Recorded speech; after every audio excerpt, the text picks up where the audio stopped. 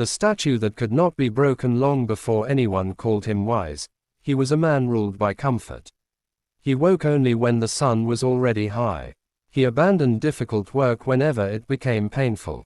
Every promise he made to himself lasted only until temptation appeared. He blamed fate for every failure and praised luck for every success. His life was not controlled by enemies, it was controlled by his own undisciplined mind. One cold morning, an old philosopher placed a rough block of marble before him. "What do you see?" the old man asked. "A useless stone," the young man replied. The philosopher smiled. "I see a man imprisoned inside it." Confused, the young man picked up a hammer and struck the stone. Nothing changed. Again. For weeks the stone refused to reveal its beauty. Many would have quit, but each morning the philosopher spoke the same words. Discipline is doing what must be done long after motivation has disappeared.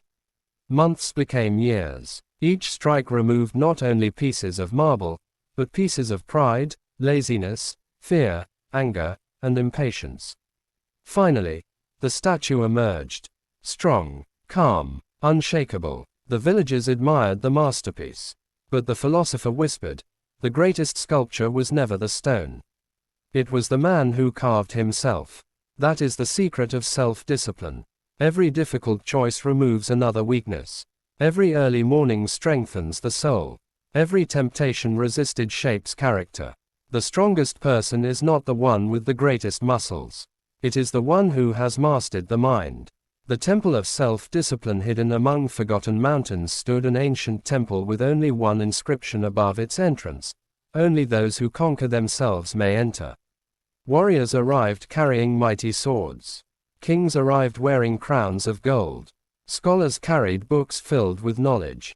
Each believed they deserved entrance. Yet every door remained closed. Finally, a poor traveler arrived with nothing except quiet determination. He asked no one for permission.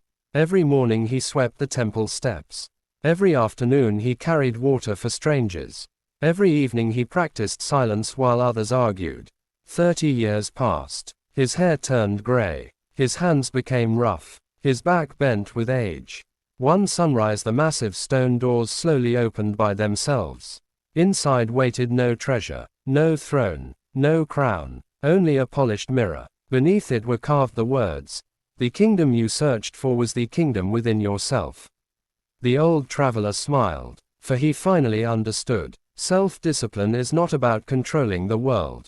It is about becoming impossible for the world to control. The mountain that never bowed. A young man stood before the tallest mountain in the kingdom. "I will conquer you," he shouted. The mountain answered with silence. The first climb ended in failure.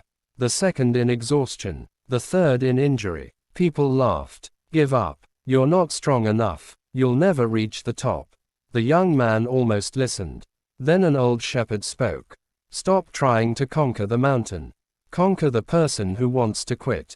Those words changed everything. Instead of chasing the summit, he focused on today's step.